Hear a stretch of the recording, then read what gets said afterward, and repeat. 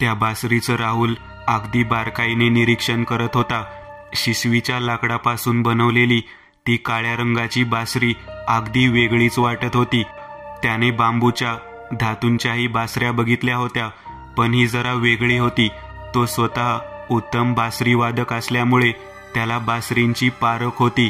ही नेहमीसारखी दिलेत असली तरी यात काहीतरी खास होतं हे नक्की.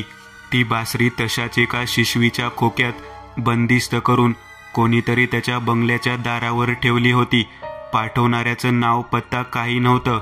राहुल ती बासरी बाजूला ठेवून त्या खोक्यात काय आहे ते बघू लागला. आत चामड्याचे मोठे मोठे 2 तुकडे होते. त्यातल्या एका तुकड्यावर काळ्या शाईने बासरीची माहिती आणि काय काळजी घ्यावी वगैरे लिहिलं होतं आणि दुसऱ्यावर लाल शाईने कुठल्या तरी रागाचे की गाण्याचे नोटेशन्स होते. त्याला खरं तर वाजवून बघायचं होतं, पण एका गाण्याच्या म्युझिक पीसच रेकॉर्डिंग होतं आणि त्यानंतर संध्याकाळी एक कॉन्सर्ट होती. मात्र उद्या तो मोकळा होता. तेव्हा या आणि नोटेशन्सचा विचार करायचा ठरवून तो तयारीला लागला. कितीही प्रयत्न केला तरी त्या बासरीच्या निरीक्षणात वेळ वाया गेल्यामुळे स्टुडिओला पोहोचायला उशीर झाला. तिथे थोडं ऐकून घ्यायला लागलं. संध्याकाळी जी कॉन्सर्ट होणार होती ती अचानक रद्द झाल्याचा फोन आयोजकांकडून आल्यावर त्याचं डोकं फिरलं. शेवटी तो सरळ घरी निघून आला. सगळ्या फ्रस्ट्रेशनवर रियाज हा एकमेव उपाय होता त्याच्यासमोर. एकदा का बासरी हातात घेतली की तो सगळा ताण विसरणार होता. तो त्याच्या म्युझिक रूममध्ये आला, जी त्याने खास रियाजासाठी बनवून घेतली होती. सकाळी आलेला तो लाकडी बॉक्सही तिथेच होता. तो त्याने उघडला. आतली बासरी आणि ते चामड्याचे तुकडे बाहेर काढले. सकाळी त्याने ओझरती नजर टाकली होती. आता मात्र त्याने शांतपणे सगळं वाचायला सुरुवात केली. त्याला ते नोटेशन्स थोडे वेगळे वाटत होते. वाचून झाल्यावर त्याने बासरी हातात घेतली आणि ते नोटेशन्स वाजवायला सुरुवात केली. आपलातून स्वरचना होती ती. वाजवताना त्याचं भान हरपू लागलं होतं. तो वाजवण्यात इतका गर्क होता की आजूबाजूला घडत असलेले बदल त्याच्या लक्षात आले नाहीत. नेहमी लकलकीत प्रकाश असणाऱ्या त्या म्युझिक रूममध्ये अंधार पसरू लागला होता. खोलीतली प्रसन्नता कमी होऊ लागली होती. तापमानही कमी होत होतं. इतक्यात फोन वाजल्यामुळे त्याने वाजवणं थांबवलं. खोलीत प्रकाश पुन्हा स्थिर झाला. वातावरण नॉर्मल झालं. आवाज नीट येत नसल्यामुळे राहुलला बाहेर जावं लागलं. त्याने जाताना दिवे बंद केले. खोलीत अंधार झाला, पण तो नेहमीचा अंधार राहिला नव्हता. त्याची सघनता वाढली होती.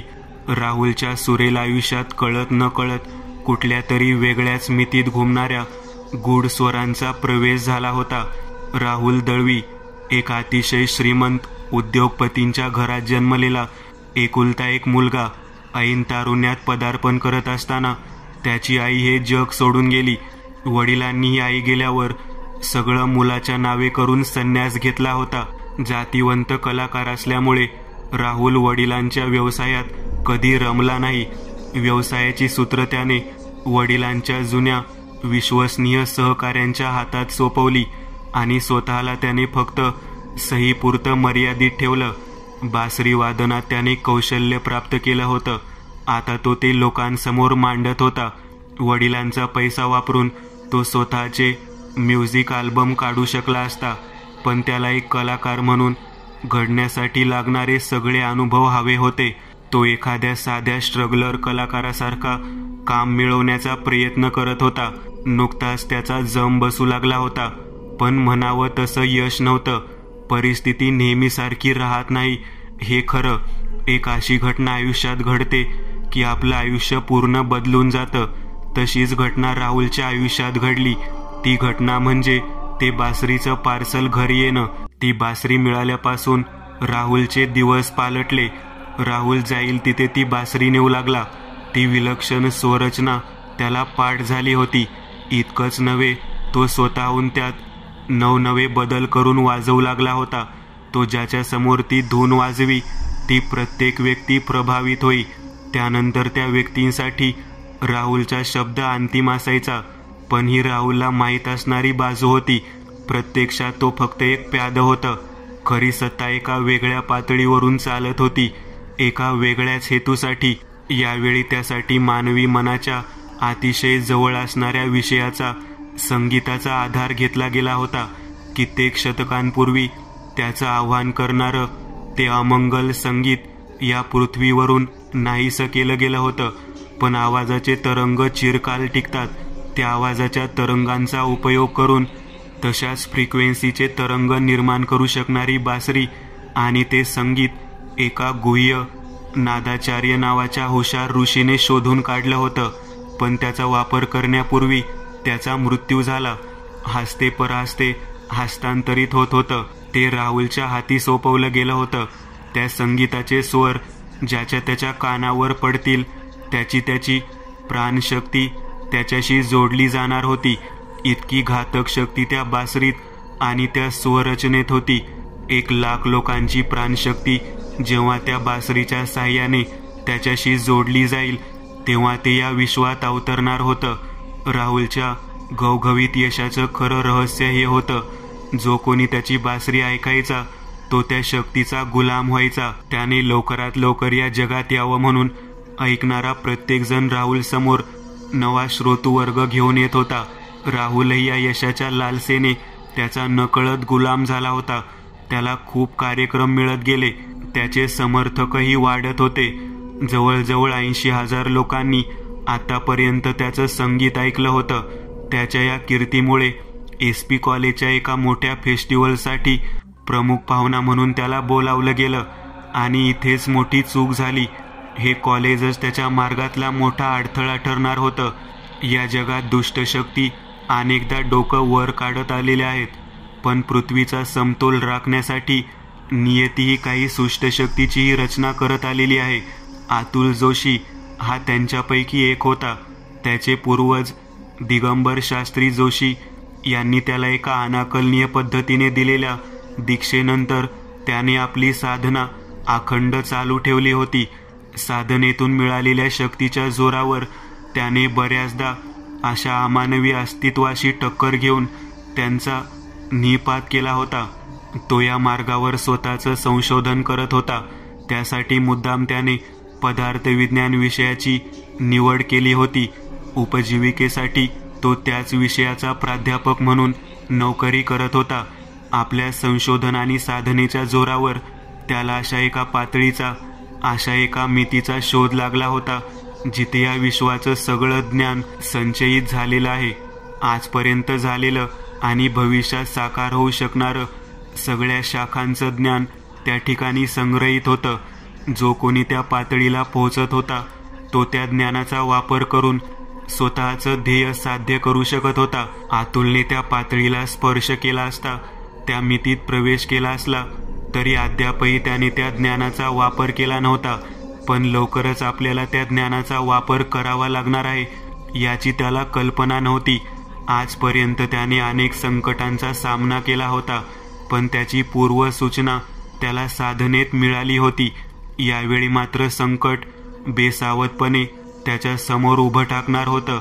होय, SP कॉलेज हे तेच कॉलेज होतं जिथे अतुल प्रोफेसर होता.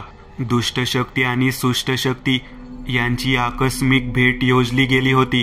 पण खरंच ही भेट आकस्मिक होती का? SP कॉलेजचे सगळे विद्यार्थी दरवर्षी होणाऱ्या फेस्टिवलची तयारी खूप उत्साहाने करत होते. इतर सगळ्या गोष्टीबरोबरच त्या फेस्टिवलमध्ये यावर्षी खास वादन स्पर्धेचं आयोजन केलं होतं आणि त्यासाठी प्रमुख पाहुणे म्हणून कॉलेजच्या एका माजी विद्यार्थ्याला राहुल दळवीला बोलावलं होतं. कारण आज तो एक प्रसिद्ध वादक म्हणून नावारूपाला आला होता.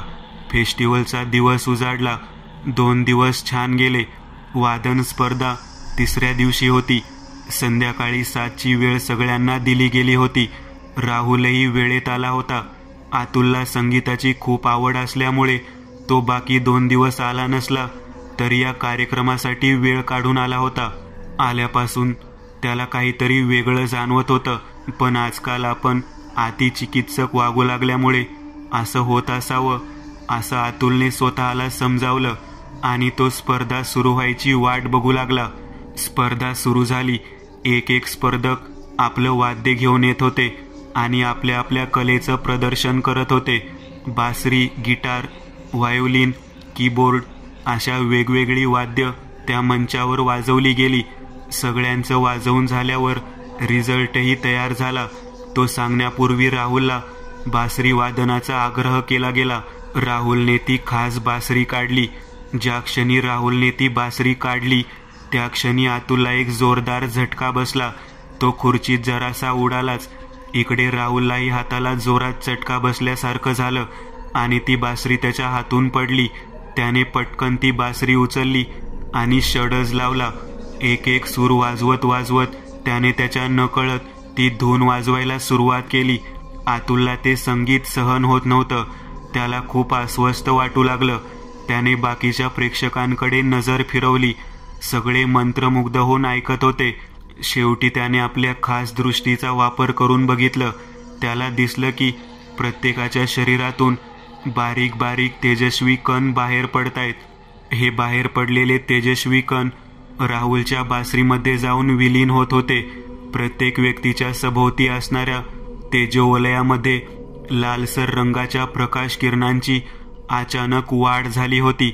हे चांगल्या गोष्टींचे संकेत नव्हते. बासरी वादन थांबलं.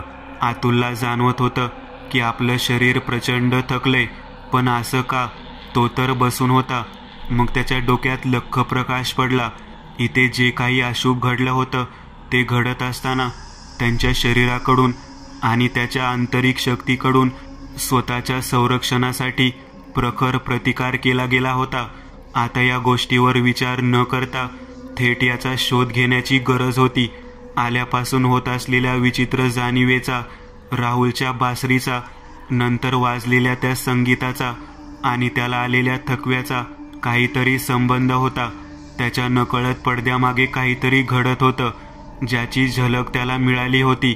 ठीक आहे, आतापर्यंत ते त्याच्यापासून लपून राहू शकलं होतं, पण आज त्यांची समोरासमोर भेट झाली होती. तोही आता गप्प राहणार नव्हता. शोध घेऊन वेळ आल्यावर आपली भूमिका तो बजावणार होता. राहुल आजपर्यंत इतका कधी अस्वस्थ झाला नव्हता जितका तो SP कॉलेजमध्ये त्याचा परफॉर्मन्स चालू असताना झाला होता. कॉलेजवरून परत आल्यावर तो झाल्या गोष्टीचा विचार करत होता. बासरीचा चटका बसणं हा प्रकार त्याला नवीन होता आणि खरं आश्चर्य तर नंतर होतं. ज्या स्वररचनेवर त्याचं मनापासून प्रेम होतं ती स्वररचना वाजवताना त्याचं अंतर्मन तटाला विरोध करत होतं. त्याने ते सादरीकरण अक्षरशः रेटत नेलं होतं. ती बासरी जरी अमानवी शक्तीने भारलेली असली आणि तिचा हेतू काही असला तरी राहुलला त्या सगळ्यांपासून अनभिज्ञ ठेवलं गेलं होतं. राहुल त्याचा गुलाम असला आणि जरी त्याचंच काम करत असला तरी ते त्याच्या नकळत होत होतं. त्यामुळे कॉलेजमध्ये घडलेल्या प्रकारात झालेली 2 विरुद्ध शक्तीची भेट त्याच्या आवाक्याबाहेरची होती. त्याने फक्त बाहेरचे परिणाम अनुभवले होते. कॉलेजच्या परफॉर्मन्स नंतर दुसऱ्या दिवशी त्याला एक फोन आला. त्याचा म्युझिक व्हिडिओ लॉन्च करायचा एका निर्मात्याने ठरवलं होतं. त्याच्या हालचालीला आता वेग आला होता. 1,00,000 लोकांची प्राणशक्ती आपल्या संगीताच्या मदतीने ग्रहण करून या जगात प्रवेश करण्याचं त्याचं ध्येय या व्हिडिओमुळे अगदी सहज साध्य होणार होतं. कारण हा व्हिडिओ इंटरनेटवर जाऊन कित्येक लोक एकाच वेळी ते संगीत ऐकू शकणार होते. 1,00,000च काय, संपूर्ण जगभर त्याचे हस्तक तयार होण्याची भीती होती. राहुलला या सगळ्याचं भान नव्हतं. आपल्या हातून काय घडवलं जाते आणि ते पूर्णत्वाला गेल्यावर पहिला बळी आपलाच जाणार आहे याची त्याला सुतराम कल्पना नव्हती. त्याच्या दृष्टीने तो यशाच्या शिडीवरची आणखीन एक पायरी चढणार होता. अशुभाने खूप मोठी झेप घेतली होती. राहुल जी खास धून वाजवायचा ती आता अनेक वाद्यांवर वाजवली जाऊ लागली होती. ती धून ऐकणारा प्रत्येक जण त्याच्या शक्तीच्या परिघात ओढला जात होता. त्याचे अनेक विचित्र परिणाम होऊ लागले होते. लोक हिंसक बनू लागले होते. त्याच्या आगमनाआधीच लोकांच्या मनात त्याच्या गुणांचा प्रवेश होऊ लागला होता. राहुलचं रेकॉर्डिंग 2 दिवसांनी होतं. त्यानंतर होणारा अनर्थ टाळण्यासाठी आता शुभशक्तीच्या हस्तक्षेपाची गरज होती. अतुल ती संपूर्ण रात्र ध्यानमग्न होता. सगळ्या प्रकरणाचा संपूर्ण छडा लावण्याचा त्याने निश्चय केला होता. 4-4.5 तासाच्या दीर्घ ध्यानानंतर सगळ्या प्रकाराभोवती असणारं अदृश्य आवरण नष्ट झालं आणि त्याला सगळं काही समजलं. त्या बासरीच्या आकारात बदललेल्या शक्तीला पाहिलं. तिच्या मूळ स्वरूपात आणावं लागणार होतं आणि मग तिचा नाश करावा लागणार होता. जर ठरलेल्या मार्गाने ते या मितीत प्रविष्ट झालं तर त्याचा पराभव करणं अशक्य होतं. त्यात त्याच्या पुढच्या हालचालीचाही अंदाज अतुलला आला होता. पण यावेळी त्याने ज्या मार्गाचा अवलंब केला होता तो संगीतशास्त्र, स्वरशास्त्र, नादशास्त्र त्याला फार परिचित नव्हतं. त्याचा संपूर्ण अभ्यास अवघ्या 2 दिवसात व्हायला हवा होता. पण हे कसं शक्य होतं? त्याच विचारात घडून गेला असताना त्याच्या डोक्यात प्रकाश पडला. अखिल विश्वाचं ज्ञान जिथे संग्रहित आहे अशा पातळीचा मितीचा शोध त्याला लागला होता. तिथून हे ज्ञान काही कालावधीसाठी तो ग्रहण करू शकणार होता. पण तुर्तास तरी त्याला विश्रांतीची गरज होती. त्याने सगळं आवरून ठेवलं आणि सरळ झोपी गेला. 4 तासाची झोप त्याला पुरेशी होती. दुसऱ्या दिवशी त्याने स्नान उरकून तडक त्या स्पेशल साधनेला सुरुवात केली. त्याच्या अनुभवाच्या दृष्टीने असलेलं ते ध्यान जरी 15 मिनिटाचं असलं तरी जेव्हा तो उठला तेव्हा पृथ्वीच्या कालमापनानुसार 6 तास उलटले होते. आता त्याला नादयोगाचं, स्वरशास्त्रातलं आणि संगीतातलं संपूर्ण ज्ञान होतं. अर्थात त्यालाही मर्यादा होती. तो हे ज्ञान 24 तासांपुरतं धारण करू शकत होता. आता त्याच्या समोर दुहेरी आव्हान होतं. ते म्युझिक व्हिडिओचं रेकॉर्डिंग रोखणं आणि तेवढ्याच वेळात या ज्ञानाचा उपयोग करून त्याचा प्रभाव संपवून अशुभाचा नाश करणं. त्याच्याकडे शयी होती, आता ज्ञानही होतं. फक्त हातात असणारा वेळ कमी असल्याने योजना नव्हती. पण तो न डगमगता चित्त स्थिर ठेवून लढाईला सज्ज झाला होता. अतुल उठला, तडक राहुलच्या घरी गेला. तिथे गेल्यावर समजलं राहुल घरी नव्हता. गरज नसताना अतुल आपल्या शक्तींचा वापर करत नसे. आता तशी तातडीची निकड होती. अतुलने डोळे बंद केले. 2 भोव्यांच्या मध्ये त्याचं संपूर्ण ध्यान एकाग्र झालं. मिटल्या डोळ्यासमोर राहुलच्या घरापासून काही अंतरावर असणाऱ्या एका जुन्या वटवृक्षाची ढोली दिसत होती.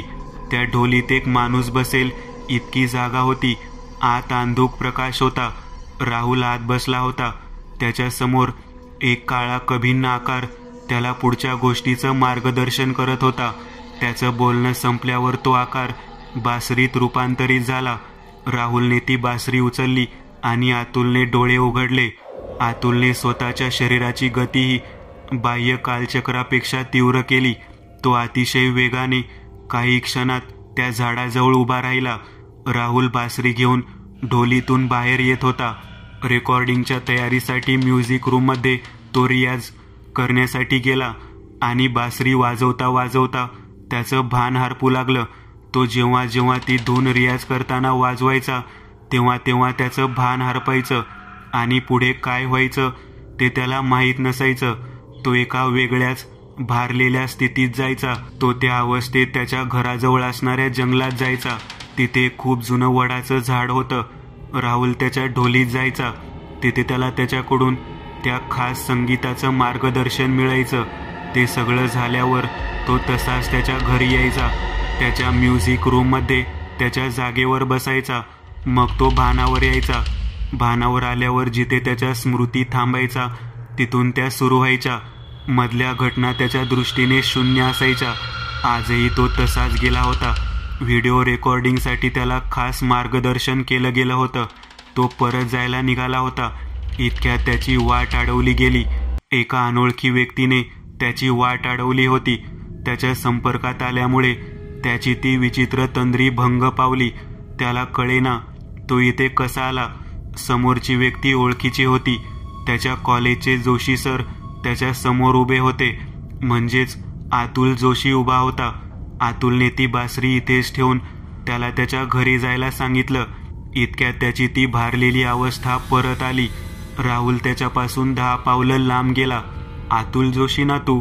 मला तुझ्याबद्दल माहितीये. तू कायम आमच्या मार्गातला अडथळा बनत आलेला आहेस. पण यावेळी गोष्टी तुझ्या आवाक्याबाहेरच्या आहेत. ज्या स्वरशास्त्रातलं, संगीतशास्त्रातलं तुला ओका ठोक कळत नाही त्याचा आधार घेऊन मी तुमच्या जगात प्रवेश करायचं ठरवलं. तू यात मध्ये पडू नकोस. बोलणारा राहुल असला तरी आवाज राहुलचा नव्हता. अतुल फक्त हसत होता. तू अजूनही ऐकत नाहीयेस ना, मग भोग आपल्या कर्माची फळं, असं म्हणत राहुलने ती बासरी ओठाला लावली. अर्धस्वर वातावरणात घुमू लागले. बाजूला असणारी 1-2 झाडं जळून भस्मसात झाली. अतुलवर त्याचा काही परिणाम झाला नाही. अतुल त्याला म्हणाला, माझं शरीर इतर माणसांसारखं सर्वसामान्य नाहीये, काहीतरी दुसरं आजमाव माझ्यावर. त्याने दुसरी स्वररचना वाजवायला सुरुवात केली. ते स्वर वाजू लागल्यावर अतुल भोवई एक भास विश्वाचं आवरण तयार झालं. प्रत्यक्षात आग लागली नसतानाही तो आगीच्या ज्वालांमध्ये ओढला गेला. त्या बिकट परिस्थितीतही अतुल शांत होता. त्याने चंद्रनाडीचा डाव्या नाकपुडीचा श्वास घेण्यासाठी वापर केला आणि ओंकाराचं दीर्घ उच्चारण केलं. अग्निज्वाला दूर झाल्या, पण आवरण दूर झालं नव्हतं. तो कुठल्या तरी जलस्रोतांच्या तळाशी असल्यासारखं जाणवत होतं. त्याचा श्वास गुदमरू लागला. त्याने सूर्यनाडीवर उजव्या नाकपुडीवर आपलं चित्त एकाग्र केलं आणि ओंकाराचा मानस जप केला. त्याचं शरीर गरम होऊ लागलं. त्याच्या उष्णतेने पाण्याची वाफ होऊ लागली. हळूहळू जलतत्वाच्या आवरणाला भेदून तो तिसऱ्या भास विश्वात पोहोचला. एका वैरान भूमीवर तो उभा होता. दूर दूरपर्यंत फक्त जमीन आणि आकाश दिसत होतं. हळूहळू जमीन दुभंगू लागली. आकाशही काळवंडत गेलं. शरीरावरचा दाब वाढत गेला. प्रचंड दबावाखाली शरीर फुटून जाते की काय अशी परिस्थिती आली. अतुलने आपले डोळे बंद केले. त्याने योगशास्त्र आणि स्वरशास्त्राच्या ज्ञानाचा वापर करून सूर्यनाडी आणि चंद्रनाडी बंद केली. जेव्हा त्याने या दोन्ही नाड्या बंद केल्या तेव्हा त्याच्या प्राणशक्तीचा प्रवाह सुषुम्ना नाडीतून चंद्रनाडी आणि सूर्यनाडी यांच्यामध्ये असणारी सुप्त नाडी, जिचा कुंडलिनी योगात उल्लेख होतो, प्रवाहित झाला. त्या प्राणशक्तीच्या जोरावर त्याने आपल्या आभाळ मंडळाचा विस्तार करायला सुरुवात केली. ते वाढत गेलं आणि त्याने त्या भास विश्वाची सीमा ओलांडली. ते फसवं आवरण तुटलं आणि अतुल मोकळा झाला. अतुलने डोळे उघडले तेव्हा तो त्या वडाच्या झाडापाशी होता. राहुल तिथून निघून गेला होता. अतुलला भास विश्वामध्ये अडकवण्यामध्ये त्याची बरीच शक्ती खर्च झाली होती. आता अतुलला त्याचा स्वैरसंचार बंदिस्त करायचा होता. तो कसा करायचा याची पूर्ण योजना तयार होती. आता फक्त योग्य वेळेची प्रतीक्षा होती. अतुल भास विश्वात कैद झाल्यावर राहुल तिथून तडक निघून गेला. तो सरळ आपल्या म्युझिक रूमवर पोहोचल्यावर भानावर आला. त्याला खूप थकल्यासारखं झालं होतं. बासरी जागच्या जागी ठेवून तो स्वतःच्या बेडरूमकडे वळला. बेडवर आपलं शरीर झोकून दिलं. थकव्यामुळे त्याला पडल्या पडल्या झोप लागली. तो जागा झाला तेव्हा सूर्य डोक्यावर आला होता. संध्याकाळी म्युझिक व्हिडिओचं रेकॉर्डिंग होतं आणि त्याची तयारी बाकी होती. इतक्यात त्याला फोन आला. संध्याकाळी म्युझिक रेकॉर्डिंग न ठेवता त्याच निर्मात्याने त्याचा कार्यक्रम ठेवला होता. रेकॉर्डिंग दुसऱ्या दिवशी होतं. राहुल थोडासा वैतागला होता, पण निर्मात्यासमोर तो काय बोलणार. तो तयार झाला. दिवसभराभर कसा निघून गेला हे त्याला कळलं नाही. संध्याकाळी ज्या ग्राउंडवर कार्यक्रम होता तिथे तो पोहोचला. खूप लोक आले होते. कार्यक्रमाला सुरुवात झाली. पहिला नेहमीप्रमाणे एक राग वाजवून झाल्यावर मध्यांतरानंतर तो ती खास धून वाजवणार होता. त्याप्रमाणे त्याने राग यमनने मैफिलीला बहार आणली. लोक मनापासून दाद देत होते. मध्यंतर झालं. मध्यंतरानंतर त्या कार्यक्रमाचे आयोजक व्यासपीठावर आले. त्यांनी बोलायला सुरुवात केली. रसिको, आतापर्यंत तुम्ही राहुल दळवी यांची सुरेल बासरी ऐकत आलात. आपले तबलजी राजेश सुरवंटे यांनी त्यांना सुंदर साथ दिली, पण काही अपरिहार्य कारणामुळे त्यांना अचानक जावं लागलं. त्यांनीच आपल्याबरोबर प्रेक्षकांमध्ये उपस्थित असणाऱ्या एका व्यक्तीला उर्वरित कार्यक्रमाची साथ करण्याची जबाबदारी सोपवलीये. त्या नव्या तालवादकाचं नाव आहे अतुल जोशी. राहुल दचकला. त्याला कार्यक्रम सोडून निघून जावंसं वाटू लागलं. आपल्याला असं का वाटते हे त्याला कळत नव्हतं. कितीही त्रास होत असला तरी त्याच्या तत्वानुसार तो कार्यक्रम सोडून निघून जाऊ शकत नव्हता. अतुल मंचावर आला. तबलजीच्या जागेवर बसला. आता जी मैफिल रंगणार होती ती कुठल्या पातळीवर जाणार होती याची तिथे बसलेल्या कोणालाच कल्पना नव्हती. राहुलने ती खास धून वाजवायला सुरुवात केली. भास विश्वातून मुक्त झाल्यावर अतुलने पहिली त्या निर्मात्याची भेट घेतली. आपला म्युझिक व्हिडिओ बनवण्याआधी ज्या कलाकाराचा तो व्हिडिओ बनवला जाणार आहे त्या कलाकाराचा एक कार्यक्रम ठेवावा यासाठी राजी करून घेतलं. त्यासाठी त्याला संमोहन विद्येचा वापर करावा लागला. कार्यक्रमात राहुलच्या साथीला जाता यावं म्हणून त्याने आयोजक आणि साथ करणाऱ्यांनाही आपल्या बाजूने वळवून घेतलं. आता फक्त ते दोघे समोरासमोर यायचे राहिले होते.